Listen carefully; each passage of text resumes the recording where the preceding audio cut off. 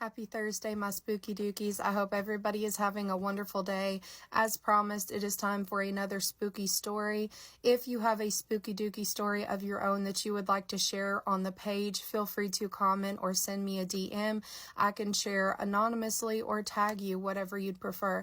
Now, this follower, her handle is Mama Bear 5. I am tagging her in this video. She said that this story is one that she has not shared with very many people out of fear that people will just think, that she's crazy, but she knows this was real. She knows what she experienced.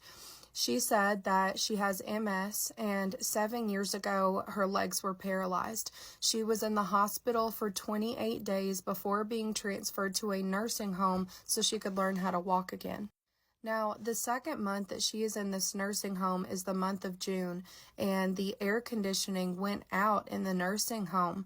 So it is, of course, really hot in there, except for her room. She said that her room was abnormally cold. So cold, in fact, that she had to have multiple blankets on her to try to keep her warm. And it was this way for a few days. Now, one of these really cold nights, she is asleep in her room. She said that she had a get well soon balloon that was tied to the handle of her nightstand. And as she is sleeping, suddenly she is woken up by this little boy that is on top of her. She said that he had blonde hair and he had no face, no eyes, nose, or mouth, and that he had this get well soon balloon and he was smothering her with it. He had it over her face and her mouth and is like pressing it into her face, and she is trying as hard as she can to get this little boy off of her, but she said that no matter how hard she tried, she could not get him off of her.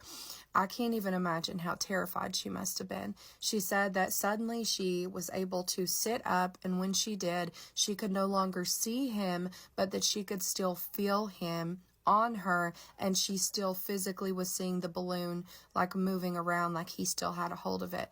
She said that she yelled, "Get out, you are not welcome here."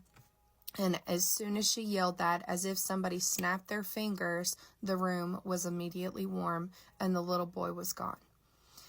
Like I said, this is not a story she has shared with very many people over the years, but she so kindly agreed to share it here. And yeah, that is the story. It is right along the lines of the theme that we've been talking about the last few days with creepy hospital stories. I will be sharing another of my mom's hospital stories tomorrow. She's been a nurse for almost 30 years and has had some creepy encounters over those years, so make sure to stay tuned for that.